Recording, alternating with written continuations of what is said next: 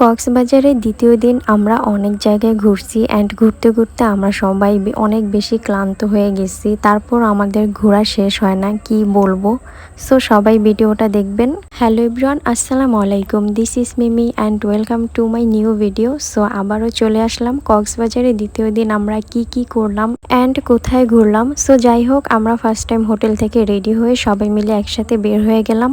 হালকা পাতলা নাস্তা করে আমরা সবাই মিলে গাড়িতে উঠে পড়লাম অ্যান্ড এখন সকাল 10টা বাজে। আমরা সবাই মিলে একটু তাড়াতাড়ি বের হয়েছি, কারণ যেহেতু আমরা সারাদিন ঘুরবো। আমরা সারাদিন ঘোরার জন্য একটা চাঁদের গাড়ি ভাড়া করে নিলাম। আমরা 4 জনই ছিলাম এটাতে। যাই হোক গাইস, সারাদিনের জন্য গাড়িটা আমাদের হয়ে গেছে। এখন আমরা সবাই মিলে ইচ্ছা মতো ঘুরবো। গাড়ি দিয়ে আমরা অনেকটা দূরে চলে আসছি অ্যান্ড এইখানে নেমে আমরা একটু হাঁটাহাঁটি করব, পিকচার্স, ভিডিও, ছবি এগুলো তুলব।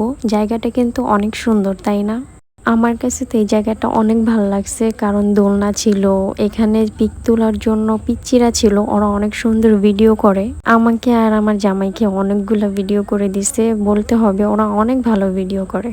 আর অনেকটা সময় আমরা এখানে ছিলাম, সবাই একসাথে অনেক গল্প করছি। এরপর আমরা গাড়ি দিয়ে আবার রওনা দিয়ে দিলাম অন্য একটা জায়গায় যাওয়ার জন্য।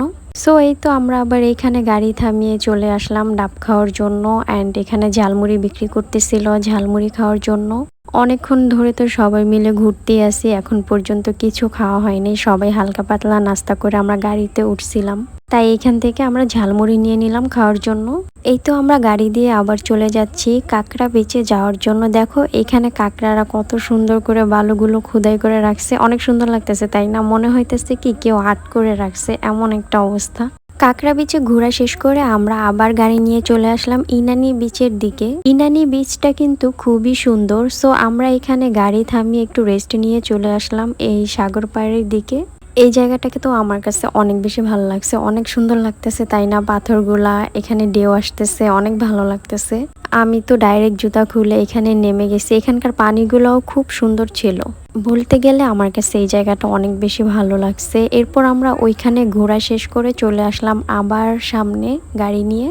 এইখানে গাড়ি থামিয়ে এখন আমরা যাব ওই যে দূরে সাগর দেখা যাইতেছে ওইখানে। আর এইখানে বড় বড় নৌকা ছিল, এগুলা কি নৌকা আমি জানি না, কিন্তু জায়গাটা আমার কাছে অনেক ভালো লাগছে, এই জন্য আমি ভিডিও করে নিলাম। ঝাউবনে ঘোরা শেষ করে আমরা চলে আসলাম মিনি বান্দরবন পাহাড়ে ওঠার জন্য। অনেক কষ্ট করে আমরা সবাই মিলে পাহাড়ে উঠছি। উঠার পরে তো আমরা সবাই একদম হাঁপায়ে গেছি, কি বলবো। কিন্তু ওয়েদারটা মানে ভিউটা এত সুন্দর লাগতেছিল, প্রকৃতি কত সুন্দর, সবকিছু সবুজ আর সবুজ লাগতেছে। সবার লাস্টে আমরা চলে আসলাম এই নিরিবিলি বিচটার কাছে। এটার নাম কি আমি জানি না। যাই হোক, এখন সন্ধ্যা হইতেছে, ওয়েদারটা দেখো জাস্ট। আমাদের কাপল ভিডিওর মধ্যে চলে আসলো আমাদের সিঙ্গেল ভাইয়া, কি বলবো। যাই হোক গাইস, ব্যাপার না। আমরা এখানে অনেকক্ষণ ঘুরে ভিডিও করে সবাই মিলে চলে আসলাম আমাদের হোটেলের এইদিকে। আর হোটেলের এইদিকে গাড়ি থেকে নেমে আমরা চলে আসলাম শালিক রেস্টুরেন্টে খাওয়া দাওয়া করার জন্য। সারাদিন আমরা অনেক ঘুরছি, সবাই অনেক বেশি ক্লান্ত হয়ে গেছি, এখন আর আমাদের ঘোরার কোনো ইচ্ছা নাই। শালিক রেস্টুরেন্টের স্পেশাল একটা খিচুড়ি ছিল, বিফ খিচুড়ি। এই খিচুড়িটা আমার কাছে অনেক ভালো লাগছে, কি বলবো, এটার কথা আমার এখনো মনে পড়ে। মানে ওনাদের এই খিচুড়িটা এত মজা, বলতে হবে বেস্ট একটা খিচুড়ি ছিল। আর মাংসের পরিমাণ তো অনেকটা ছিল। সারাদিন পর এরকম একটা খিচুড়ি খেয়ে তো আমি অনেক খুশি, কি বলবো। আমি তো পেট ভরে খাইছি, কারণ আমার অনেক ক্ষুধা লাগছিল। নেক্সট টাইম আবার গেলে এটা ট্রাই করব। যাই হোক, আমার কাছে খিচুড়িটা অনেক বেশি ভালো লাগছে। আজকের ভিডিওটা এ পর্যন্তই। সবাই ভালো থাকবেন, আল্লাহ হাফেজ।